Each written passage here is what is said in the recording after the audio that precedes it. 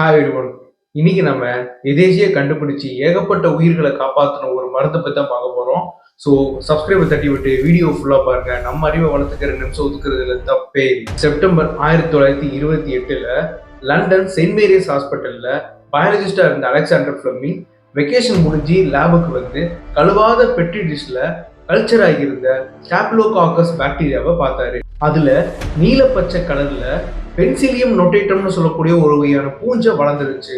இதுல ஆச்சரியம் என்ன அப்படின்னா, அந்த பூஞ்சையை சுத்தி ஒரு குறிப்பிட்ட தூரத்துக்கு பாக்டீரியா இல்லாம ரொம்ப கிளியரா இருந்துச்சு. பூஞ்சையை வெளியேற்றுற ஒரு வகையான சப்ஸ்டன்ஸ் தான் இந்த பாக்டீரியாவை கொல்லுதுன்றதை கண்டுபிடிச்சாரு. அதுக்கு பென்சிலின்னு பேரு வச்சாரு. இது பாக்டீரியாவுக்கு டாக்ஸிக்காகவும் ஒயிட் பிளட் செல்ஸுக்கு நான் டாக்ஸிக்காகவும் இருந்துச்சு. இதுல பிரச்சனை என்னன்னா, பென்சிலினை ஐசோலேட் பண்றதும் உற்பத்தி பண்றதும் ரொம்ப கஷ்டமா இருந்துச்சு. இருந்தாலும் ஃபிளெமிங் இந்த எக்ஸ்பெரிமெண்ட்டை உயிர் போட வச்சிருந்தாரு.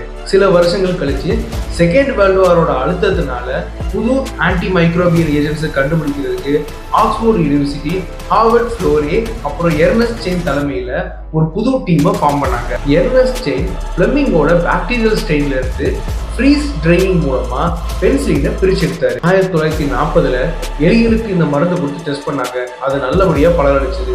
1941 ஹியூமன் ட்ரையலா ஆல்பர்ட் அலெக்சாண்டர் சொல்லக்கூடிய அதிகமா இந்த நோய்வாய்ப்பட்ட போலீஸ்காரர்களுக்கு இந்த மருந்து கொடுத்தாங்க. இது நல்லபடியா பலனளிச்சது. ஆனா துரதிருஷ்டவசமா அவங்கள்ட்ட இருந்த பென்சிலின் ஸ்டாக்ன்றது தீர்ந்து போச்சு. இதனால அவர் இறந்து போனார். இந்த மருந்தோட முக்கியத்துவத்தை உணர்ந்த யூஎஸ் கவர்மெண்ட் அதை அதிகமா உற்பத்தி பண்றதுக்காக ஃபைசர் கம்பெனி மூலமா யூனிவர்சிட்டி ரிசர்ச்சர்ஸை வச்சு பென்சிலின் அதிகமா உற்பத்தி பண்ணக்கூடிய ஒரு பூஞ்சை வகையை தேட ஆரம்பிச்சாங்க. கடைசியா இலினாய்ஸ்ன்ற இடத்துல இருந்த காய்கறி மார்க்கெட்ல அழுகி போன பார்க்காயில பென்சிலியம் கிரைசோஜீனம்ன்ற புது பூஞ்சை வகையை கண்டுபிடிச்சாங்க. யூஎஸ் கவர்மெண்ட் இந்த ப்ராஜெக்டுக்கு நிறைய ஃபண்டை ஒதுக்குனாங்க. சயின்டிஸ்ட் இதை அதிக அளவு உற்பத்தி பண்றதுக்கு ஏரியேட்டட் ஃபெர்மெண்டேஷன் டேங்க்ஸை உருவாக்குனாங்க. இதனால போர்ல காயப்பட்ட பல லட்சக்கணக்கான நேச நாட்டு படை வீரர்களை காப்பாற்ற முடியுது.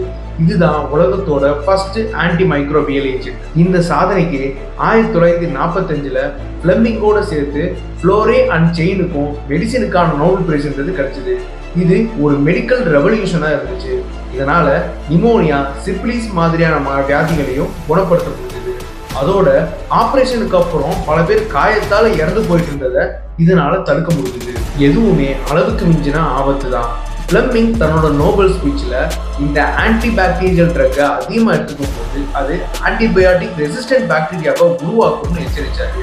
இன்னைக்கு நாம அதை அனுபவிச்சுட்டு இருக்கோம். இதை பத்தி நீங்க என்ன நினைக்கிறீங்கன்றதை கமெண்ட் பண்ணுங்க.